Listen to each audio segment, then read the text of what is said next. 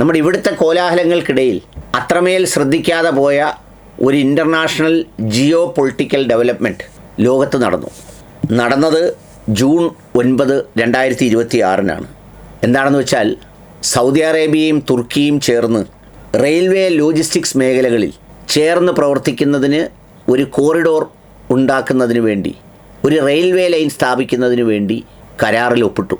3 വർഷം കൊണ്ട് ആ റെയിൽവേ ലൈൻ പൂർത്തിയാക്കാനാണ് കരാറിൽ വിഭാവനം ചെയ്തിരിക്കുന്നത്. ഒരു റെയിൽവേ ലൈൻ പൂർത്തിയാക്കുന്നതിന് അല്ലെങ്കിൽ സ്ഥാപിക്കുന്നതിന് ഇത്ര വലിയ ഇമ്പോർട്ടൻസ് എന്താണെന്ന് ചോദിച്ചാൽ, ദ മോഡേൺ ഇജാസ് റെയിൽവേ എന്ന് പറയുന്ന ഈ റെയിൽവേ ലൈന് കരാറിൽ ഒപ്പിട്ടിരിക്കുന്നതിൻ്റെ പ്രാധാന്യം അറിയണമെങ്കിൽ എവിടെ നിന്നാണ് ഈ കരാർ മാറി ഇവിടേക്ക് എത്തുന്നത് എന്നുള്ള ചരിത്രം കൂടി അറിയണം. ഞാൻ നേരത്തെ സൂചിപ്പിച്ചില്ലേ, ഇറാൻ്റെ ചെറുത്തുനിൽപ്പുണ്ടാക്കിയ ആ ഇറാൻ്റെ ചെറുത്തുനിൽപ്പിൻ്റെ വേളയിൽ അങ്ങനെ ചെറുത്തു നിൽക്കുമെന്ന് തിരിച്ചറിയാതെ ഇസ്രയേലിനെ പോയി കെട്ടിപ്പിടിക്കുകയും അമേരിക്കയെ നക്കാൻ നടന്നവർക്കെല്ലാം നൽകുന്ന തിരിച്ചടികളുടെ തിരിഞ്ഞു നടത്തത്തിൻ്റെ തുടക്കമാണ് ഈ കരാർ എന്ന് പറയേണ്ടി വരും.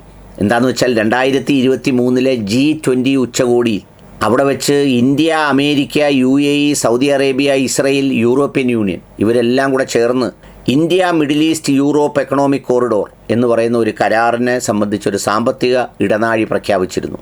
ഇന്ത്യയിൽ നിന്ന് കടൽ മാർഗം UAEയിലും അവിടെ നിന്ന് റെയിൽ മാർഗം സൗദി അറേബ്യ, ജോർദാൻ വഴി ഇസ്രയേലിലെ ഹൈഫ തുറമുഖത്തേക്ക് ചരക്കുകൾ എത്തിക്കുക, അവിടെ നിന്ന് കടൽ മാർഗം വീണ്ടും യൂറോപ്പിലേക്ക് കൊണ്ടുപോവുക എന്നുള്ളതായിരുന്നു അതിൻ്റെ ഒരു ട്രേഡ് സർക്യൂട്ട്. എന്നാൽ ആ ട്രേഡ് സർക്യൂട്ടിൽ തുർക്കി ഉണ്ടായിരുന്നതേയില്ല. ഇപ്പോൾ വളരെ മനോഹരമായി ഇസ്രയേലിനെയും അമേരിക്കയെയും ഇന്ത്യയെയും ഒക്കെ ഒഴിവാക്കി ഒരു പുതിയ വ്യാപാരപാതയ്ക്ക് സൗദി അറേബ്യയും തുർക്കിയും കരാറിൽ ഒപ്പിട്ടിരിക്കുന്നു.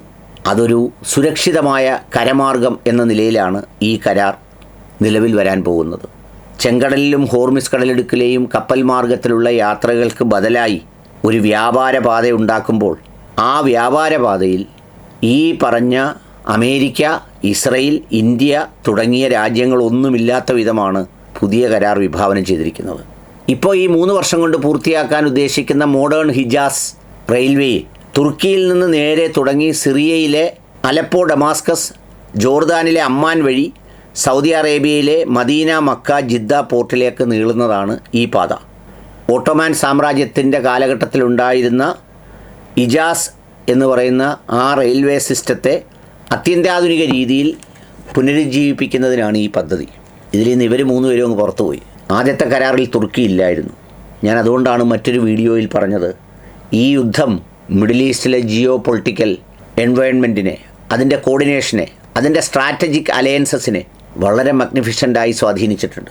ഇറാൻ ഇനി അവഗണിക്കാനാവുന്ന ശക്തിയല്ല എന്ന് മാത്രമല്ല, അമേരിക്കയും ഇസ്രയേലും ഉണ്ടെങ്കിൽ തങ്ങൾ സുരക്ഷിതരാണെന്ന ബോധ്യം തകർന്ന് തരിപ്പണമായിരിക്കുന്നു. ഒരു ഏകധ്രുവ ലോകക്രമത്തിൽ നിന്നും ഒരു ബൈപോളാർ മൾട്ടി സെൻറ്റേർഡ് ലെവലിലേക്ക് കാര്യങ്ങൾ മാറ്റപ്പെട്ടിരിക്കുന്നു. നമ്മളൊക്കെ വിചാരിക്കുന്നില്ലേ, ഇപ്പോൾ ഇസ്രയേലിനെ പോയി കെട്ടിപ്പിടിച്ചു, അതുകൊണ്ട് ഇറാന് വിഷമമൊന്നുമില്ല, ഇറാൻ നമ്മളോട് സ്നേഹത്തിലാണ് നിൽക്കുന്നതെന്നൊക്കെ നമ്മൾ വിചാരിക്കുന്നെങ്കിലും അതൊരു തന്ത്രപരമായ നിൽപ്പാണെന്ന് മാത്രമാണ് പലരുടെയും വിലയിരുത്തൽ.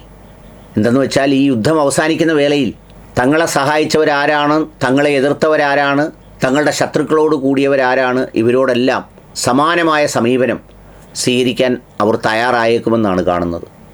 അപ്പോഴാണ് നമ്മൾ പോയി കെട്ടിപ്പിടിച്ച ആ കെട്ടിപ്പിടുത്തത്തിന് വില നൽകേണ്ടി വരുന്നത്.